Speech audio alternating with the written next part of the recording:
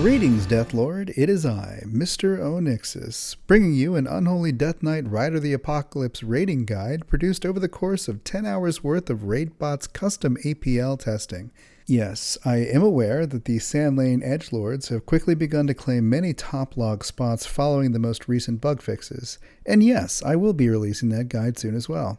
Please note that this is an intermediate to advanced level guide and assumes that you at least understand the basics of the spec.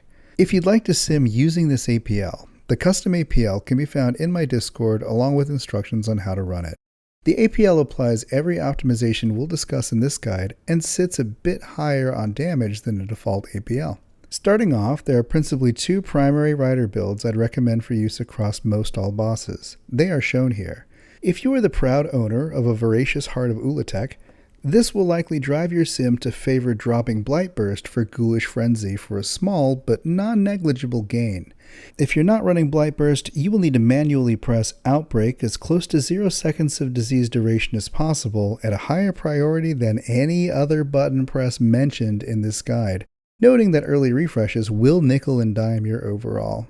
If you find that you just can't keep your diseases up, switch to Blightburst, because you're likely losing a lot more DPS than you're gaining. I will not repeat this. Your diseases should be refreshed as close to 0 seconds as possible, and takes precedence over any other guidance. Some highlights before we get started. Maintaining a near 100% uptime for both Dreadplague and Festering Scythe remains vital to maximizing the number of free Putrefy and Sudden Doom procs throughout the encounter. Some significant changes to our gameplay from Season 1 include that we no longer benefit from the rune abundance our previous tier set provided. This means that overcapping runic power can now cost us overall DPS. We always aim to have 3 Putrefys available at the beginning of our Forbidden Knowledge Dark Transformation. This impacts our use of Putrefy in our middle Dark Transformation window.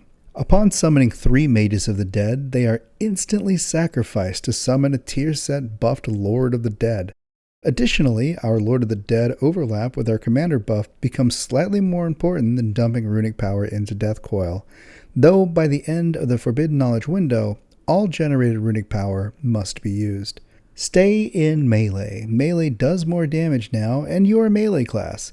If you want to RP as an Affliction Warlock, you're going to do Affliction Warlock damage. Emotional damage!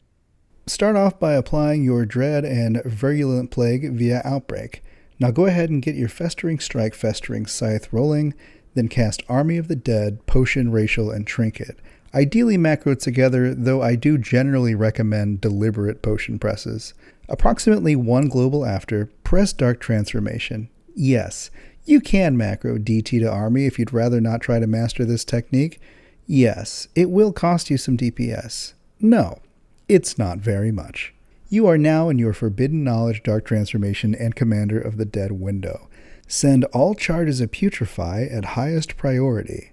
Now we weave and fish for Putrefys without overcapping runic power. Consume Sudden Doom procs at highest priority. Scourge Strike if it will consume lesser ghoul stacks. Spend runic power such that your next rune spender will not overcap you. 90 for Scourge Strike, 80 for Festering Strike. You can call it a smooth 80 if you'd like, though the 90-80 rule does squeeze out a little more damage. Refresh lesser ghoul stacks at 0, or refresh Festering Scythe as close to 0 seconds remaining as possible.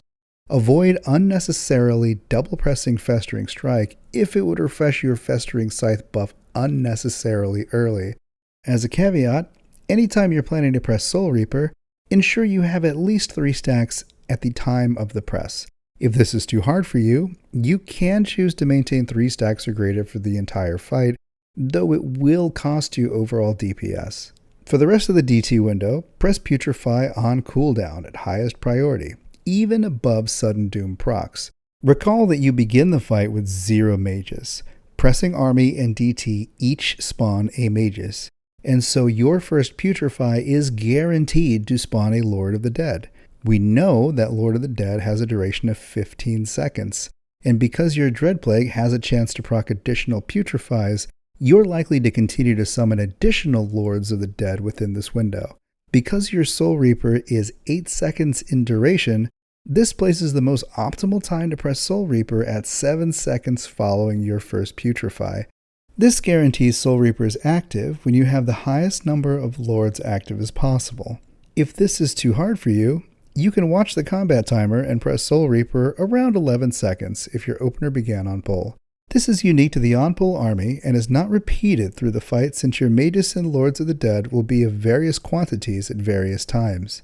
In the last 9 seconds of Forbidden Knowledge, the Commander of the Dead overlap duration of mages and lords born from Putrefys is overcome by the damage of Necrotic Coil. Completely dump runic power at highest priority. Weave to accomplish all other priorities.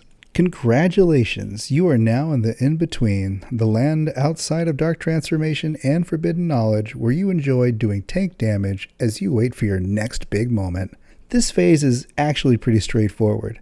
Maintain your diseases and Festering Scythe uptime, spend Sudden Doom procs at highest priority, and weave as best as you can. Now we've reached the middle Dark Transformation, or DT without army. Never delay this middle DT, as every second you delay this Dark Transformation, your next army is also delayed.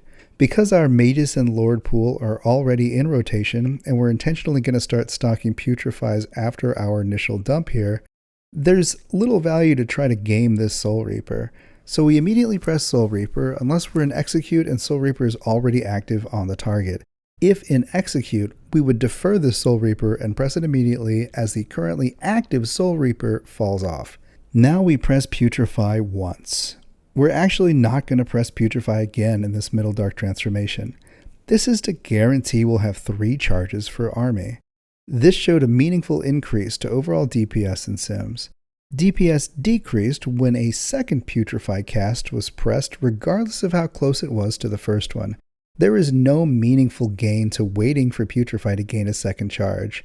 If each Putrefy cast takes approximately 15 seconds to recharge, every delay to this Putrefy charge risks putting you into a follow-on army without 3 charges. This Soul Reaper and Putrefy cast should not be interrupted by any other priority unless you do not have the runes to press them. In that case, spend runic power to recharge runes. Go right back to the normal Sudden Doom 90/80 resource weave. You do not intentionally extend this Dark Transformation window.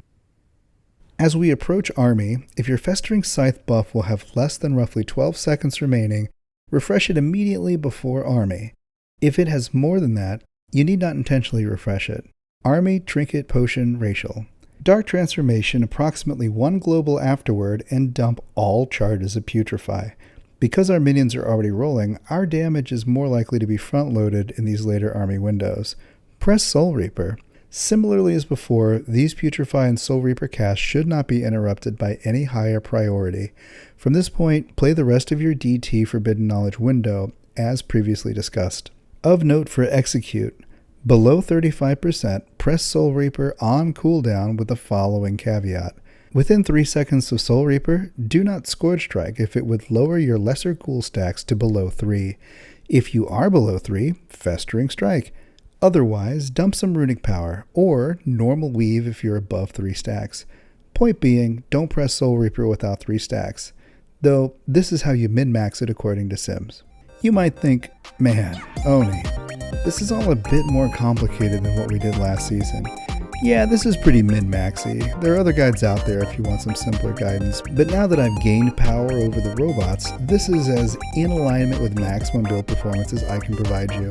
Again, if you want to check out my custom APL, join the Discord, snag it up, and either stay or leave. If you're going to tell me the priorities here are wrong, all I ask is for you to give me an APL that shows more damage than what this model does, and I'll update the guide as appropriate. As always, you're cordially invited to like and subscribe, and if you hated it, as the guy who doesn't watch AI thumbnail videos likes to say, downvote the shit out of it. You can also find me on Twitch or come by the Discord if you want to talk Unholy, criticize my APL, or receive unsolicited cat pics of my cat Leche. What type of content do you want next? Let me know in the comments below. And until next time, Oni out.